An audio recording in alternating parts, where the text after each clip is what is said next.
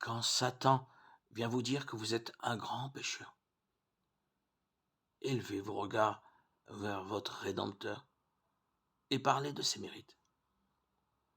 Reconnaissez votre péché, mais dites à l'ennemi que Jésus-Christ est venu dans le monde pour sauver les pécheurs et que vous pouvez être sauvé par son amour infini.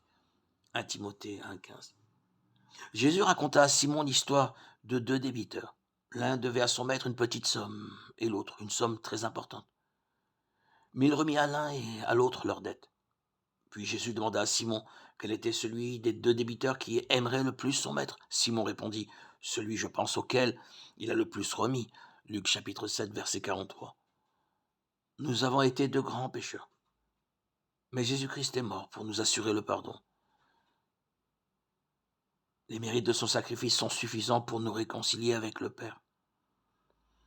Ceux auxquels il a le plus pardonné l'aimeront le plus et se tiendront le plus près de son trône pour le louer de son grand amour et de son sacrifice infini.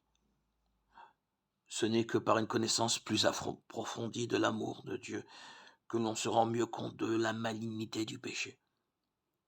Quand nous comprenons le sacrifice infini de Jésus-Christ en notre faveur, notre cœur se fond de tendresse et de douleur.